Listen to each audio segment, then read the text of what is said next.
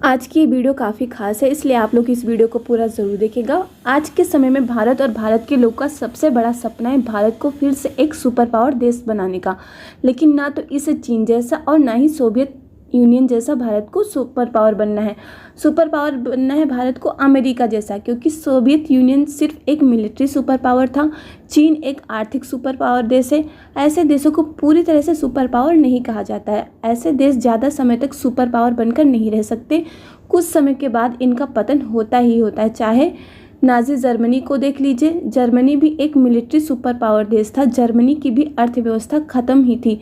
Germany के बाद Soviet union आया, इसने भी अपनी मिलिट्री पर ध्यान दिया, अर्थव्यवस्था पर ध्यान इसने नहीं दिया, जिससे इनकी भी सुपर पावर की छवि बर्बाद हो गई। चीन की बात की जाए तो इसने नाजी जर्मनी और सोवियत यूनियन से सीख लेकर अपनी अर्थव्यवस्था को ऐसा मजबूत किया कि सेना को भूल ही गए। और आज चीन की सबसे बड़ी समस्या है इसकी सेनाएं पिछले 20 सालों से लगातार पानी की तरह पैसा बहाने के बाद भी ना ही खड़ी हो पा रही और ना ही अमेरिका को चुनौती दे पा रही। इसलिए कहा जाता है कि चीन का अंत भी अब निश्चित ही होगा। इसलिए भारत चाहता है कि हमें अमेरिका जैसा बनना है, जो कि एक कंप्लीट सुपर पावर वाला देश है। अमेरिका की अर्थव्यवस्था भी सुपर पावर वाली है और सेना भी सुपर पावर वाली है। अमेरिका की डिप्लोमेसी के साथ ही अमेरिका का हर क्षेत्र पर प्रभाव भी अधिक है। अमेरिका हर मामले में सुपर पावर है। अब भारत भी अमेरिका की तरह ही सुपर पावर देश बनने का प्रयास कर रहा है, क्योंकि ऐसे देश ही सदियों तक खड़े रहते हैं। अमेरिका का ही उदाहरण ले लीजिए, जो पिछले 250 सालों से एक सुपर पावर देश है, और यही कारण कि भारत इस समय अमेरिका वाला ही रास्ता अपना रहा है।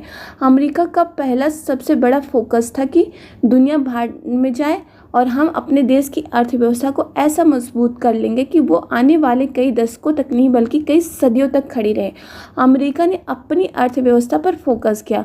जब वर्ल्ड वार फर्स्ट हुआ और वर्ल्ड वार सेकेंड हुआ तो अमेरिका उसमें शामिल नहीं होना चाहता था, उसके ऊपर अटैक हो रहा था, तभी वह शामिल हुआ मजबूरी में। उसी समय अमेरिका की अर्थव्यवस्था का इतना बुरा हाल हुआ था कि पहले विश्व युद्ध में तो उसकी अर्थव्यवस्था काफ़ी ज़्यादा गिर गई, यानी कि भयानक आर्थिक मंदी पड़ी। लोगों के पास खाने के लिए भी कुछ नहीं था। दूसरे विश्व युद्ध के बाद वहाँ पर आर्थिक संकट आ गया। इन दोनों संकटों से निकलने में अमेरिका सफल तो ज़रूर हुआ, लेकिन समय लगा। अमेरिका सफल इसलिए हुआ क्योंकि उनके पूर्वजों ने अर्थव्यवस्था के जो बीज डाले थे वह काफ़ी ज़्यादा मजबूत थे। उस मजबूत अर्थव्यवस्था ने अमेरिकी सेना को बहुत ज़्यादा ताकत दी। इन्होंने अपनी अर्थव्यवस्था के सहारे अपनी सेना पर काफ़ी ज़्यादा पैसा खर्च किया, अपनी डिप्लोमेसी को मजबूत किया और अपने देश के प्रभाव को दुनिया भर में बढ़ाया। अमेरिका के सुपर पावर बनने की जड़ थी उसकी मजबूत अर्थव्यवस्था। अब भारत भी उसी दिशा में बढ़ रहा है। इसलिए आज की तारीख में भारत का सबसे बड़ा लक्ष्य है $1 ट्रिलियन का खजाना बनाना।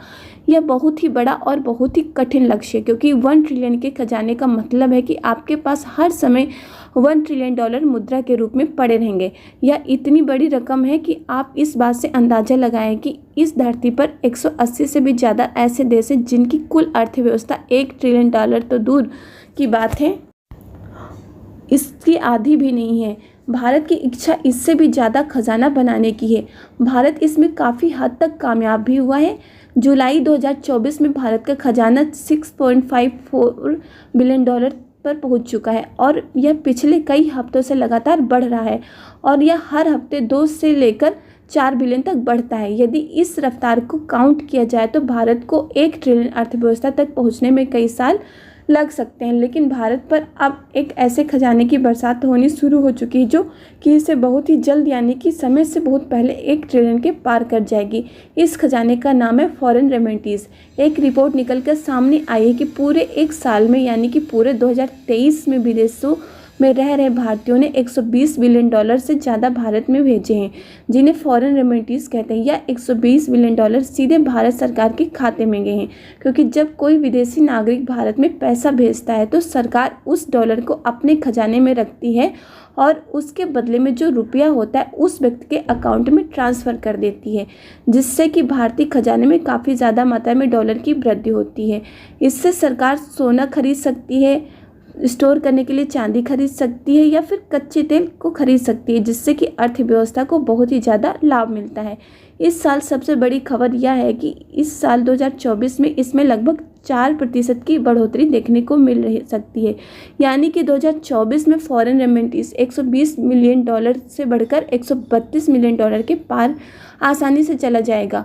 भारत का एक्सपोर्ट भी इस साल दुगुनी तेजी से बढ़ने वाला है। बताया जा रहा है कि भारत का एक्सपोर्ट इस रफ्तार से बढ़ेगा कि भारत का जो खजाना है वो लगभग $750 बिलियन के पार जा सकता है। उम्मीद है कि ये $800 बिलियन के पार भी देखने को मिले। अगर भारत की जीडीपी ग्रोथ अच्छी दिखाई और इस साल की अंतिम तिमाही में अगर एक्सपोर्ट थोड़ा सा और बढ़ा दिया तो यह खजाना $800 बिलियन के पार जा सकता है। अगर ऐसा होता है तो यह इतिहास की सबसे बड़ी कामयाबी होगी भारत के लिए, क्योंकि भारत का खजाना इस समय $650 बिलियन के पार हो गया है।